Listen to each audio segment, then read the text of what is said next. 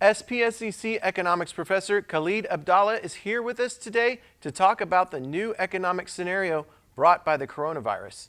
Hi, Khalid. Thanks for joining us.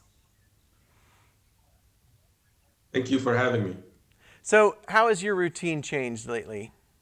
Well, my routine is probably like all Americans. I wake up in the morning and do most of my work at home, and I stay home and don't leave the house very much unless I need to buy some groceries and some necessities.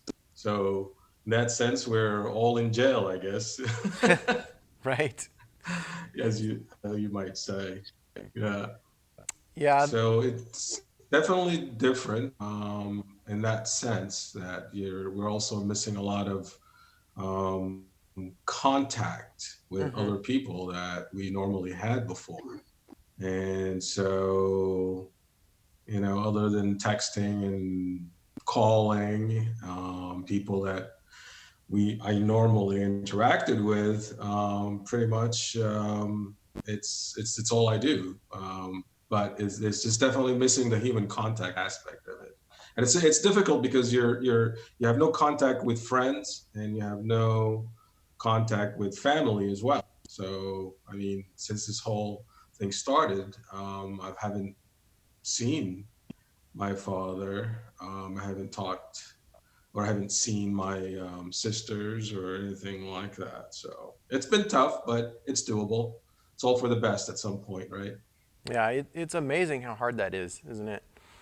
So, but well, let's Yeah. talk about the business world. The world of business has experienced a drastic shift in business Okay. done as usual. So, several businesses are temporarily closed or operating with less capacity. How have these changes affected our economic landscape? Well, it's completely altered it. I mean, I'll get a lot of questions like, "Are we going to see a recession?" And the bad news that I have for everybody is that we are already in the middle of a recession. And how do you define a recession? It's basically a decline in economic activity over 2 quarters. Well, we've seen the equivalent of that decline in less than a month. So, in that sense, our economic outlook in the short run doesn't really look very good. If you think of how it's affected local businesses, for example, local businesses have had to let go of employees because they are operating at 20% capacity or less.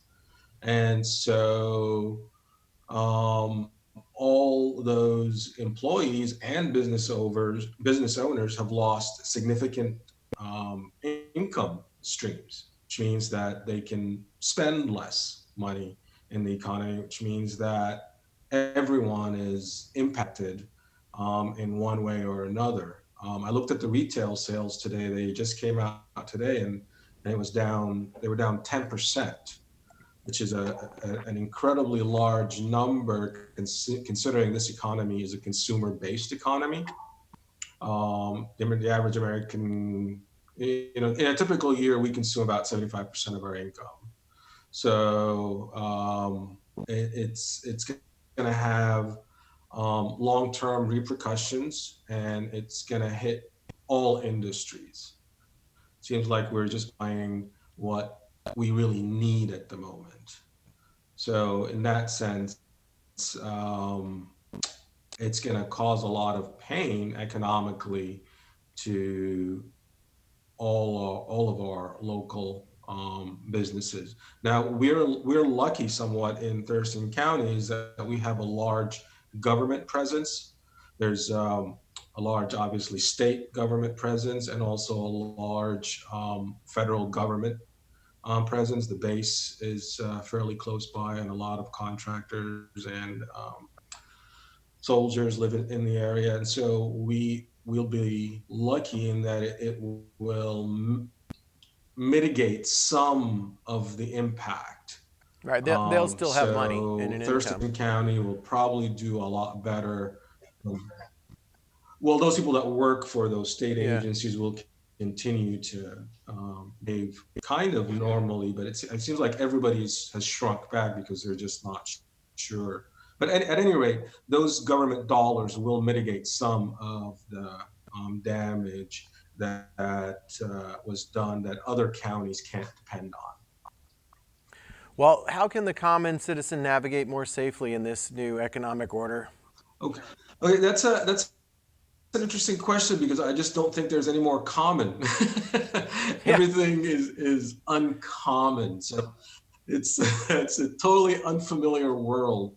I think the priority has to remain with everybody trying to ensure that we get over this in the medical sense, or as in the sense that we have to clinically get better, and somehow develop methods and, like, testing, and hopefully in the future a vaccine, that kind of thing.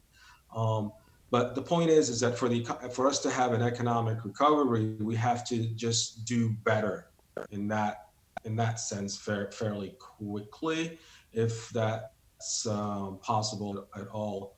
um, and so staying safe, sort of,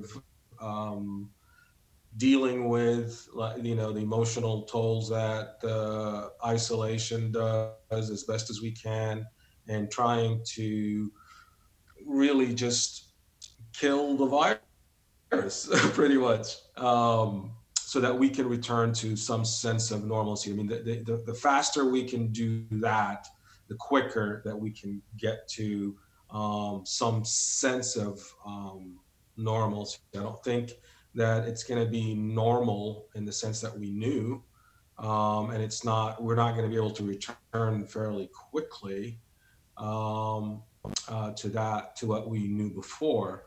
Until then, it seems like the smartest thing to do is to be very smart with your cash, if you're asking in a financial sense. If you have debts, you should obviously be very careful not to borrow anymore. But there are also things that the common citizens should know, like, that the utility companies, for example, are not allowed to turn off your utilities if you can't make payments. So you should definitely contact them, though, and let them know that you can't make a payment. If you have a car loan, you should definitely contact your lender and let them know that you're struggling with the payments. So a lot of lenders are also allowing people to skip payments. You can also, if you have a mortgage, you should contact your mortgage holder. If you contact your landlord if you're paying rent. So as long as we are smart and we do the contact and let the lenders or the mortgage holders know, then these payments are not going to go against anybody's credit history.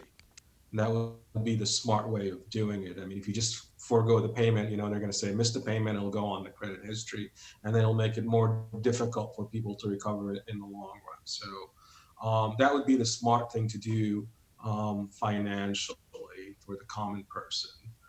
For the business owner, the smart thing to do would be to um, take advantage of the protection um, grants that the federal government has enacted, like the PPP program or the Payroll Protection Program.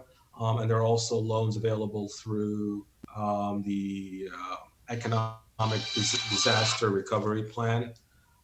So there are these options that business owners in the local community and citizens can take advantage of. Okay, so this PPE, this is a federal grant program, right? Are there other things that individuals and Yes, businesses can expect from the federal government assistance wise? yes, there's also a stimulus. It's part of the stimulus plan, but there's also tax refunds that should be in the mail sometime by the end of this week or early next week. So everybody should be getting a check from the government. Those obviously are about $1,200 per person, and there's a $500 child for anybody with a child as well. So a family with a child can expect about what is that, about $3,000 or $2,900. So that's obviously will provide some relief, immediate relief for people in the short run. How quickly we get over the crisis will determine if those funds are significant. So West Coast governors have announced a Western States Pact. Can this positively influence our local economy? It can, in terms of the public health policy. Remember, we said that the quickest way for us to get over the economic problem is to get over the public health issue. And so, if we are coordinating with other regional states, to resolve the public health issue, then that should help us get over the economic hurdle quicker. Okay. Well, I know it sounds like you're busy. People are trying to call you. We'll let you go, but is there anything else you'd like to add before we do? Yes, everybody should stay safe, and hopefully we're gonna get over this at some point.